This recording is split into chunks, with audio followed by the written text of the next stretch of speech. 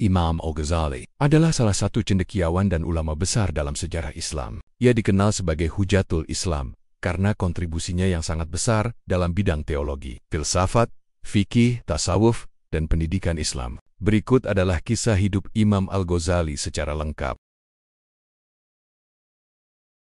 Pertama, latar belakang dan kelahiran. Nama lengkap, Abu Hamid Muhammad bin Muhammad Al-Ghazali at-Tusi. Lahir tahun 450 hari 1058 MD2, wilayah Khurasan. Keluarga, ayahnya adalah seorang pemintal benang.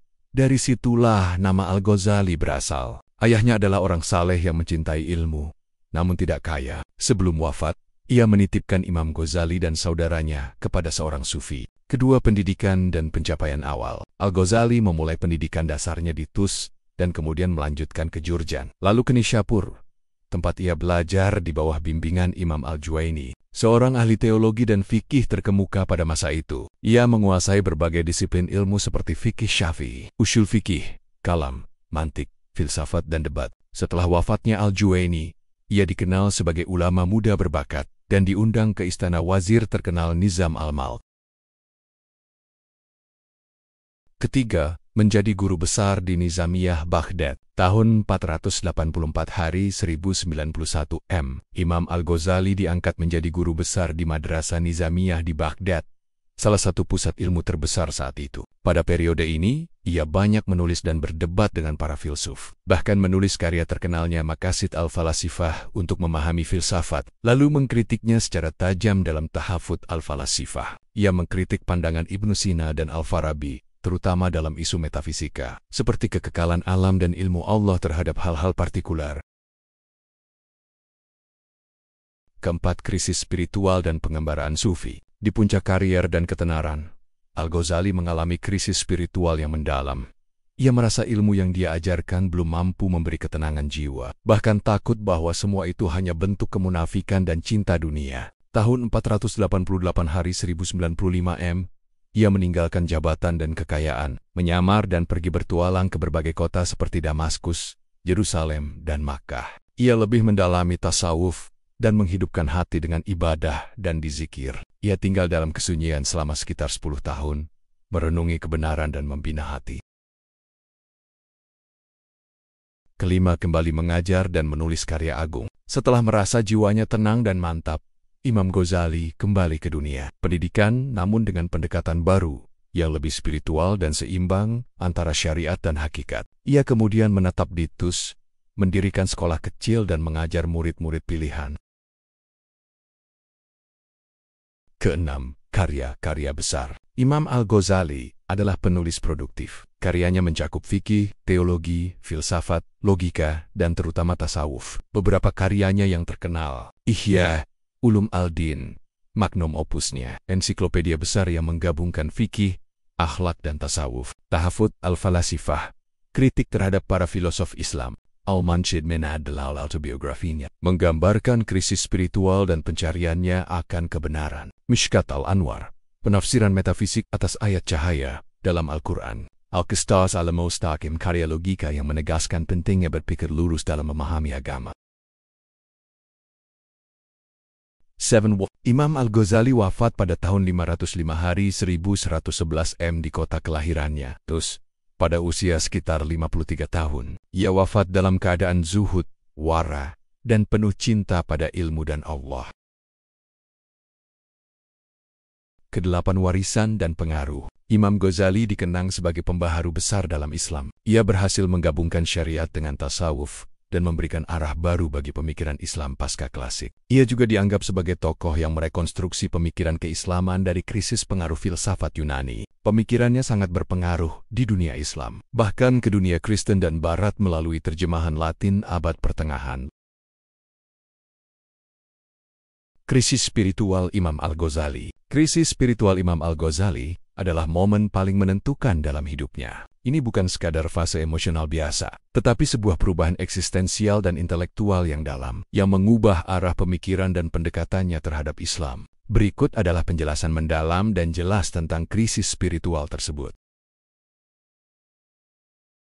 Krisis spiritual Imam Al-Ghazali. Ketika Imam Al-Ghazali diangkat menjadi guru besar di Nizamiyah Baghdad, ia berada di puncak karier, dihormati para ulama dan pejabat, memiliki ribuan murid, menguasai logika, kalam, fikih dan filsafat, aktif dalam debat publik, menulis karya-karya canggih yang membantah para filosof. Namun, di balik kejayaan intelektual itu, ia merasa ada kehampaan batin. Ia mulai meragukan niat dan tujuan sejatinya menuntut ilmu dan mengajar.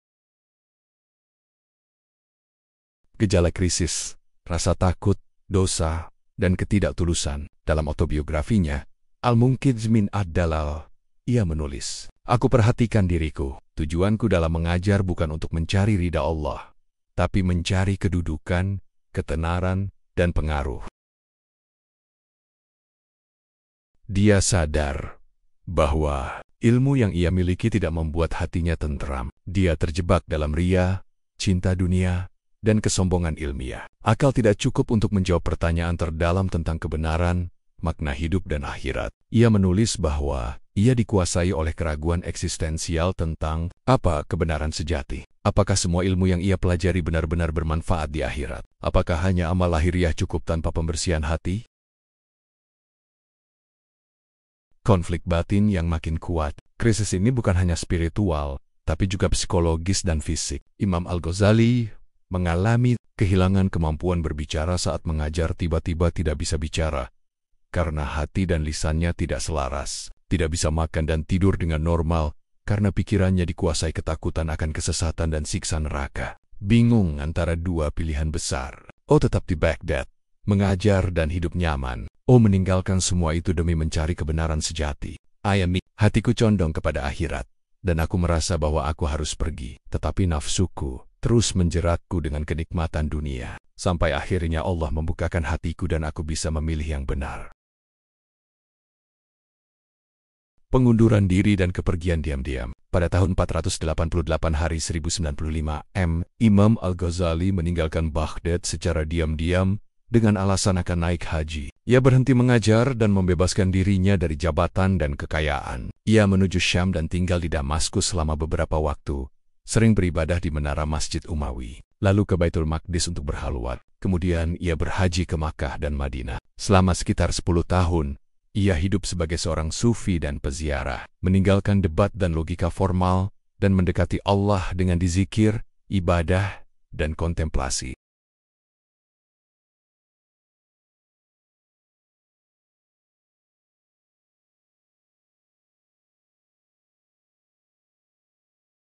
Dari pengalaman tersebut, Al-Ghazali menyimpulkan bahwa tasawuf adalah jalan paling selamat untuk mencapai kebenaran. Hakikat tidak bisa dipahami hanya dengan akal atau logika, tapi dengan penyucian jiwa dan nur ilahi. Ilmu yang tidak diamalkan adalah bencana. Yang menyelamatkan di akhirat bukan banyak bicara, tapi ikhlas, amal, dan hati yang bersih.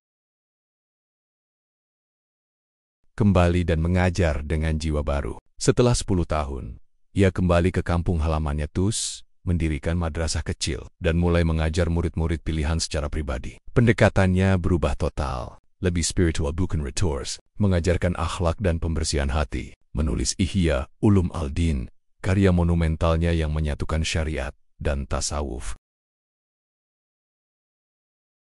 Kesimpulan, titik balik kehidupan. Krisis spiritual di Baghdad adalah transformasi pribadi Imam Al-Ghazali dari ilmuwan rasional menjadi ulama sufi, titik di mana ia memilih kebenaran batin daripada kedudukan sosial. Momen yang melahirkan warisan keilmuan Islam yang paling dalam dan menyentuh hati umat.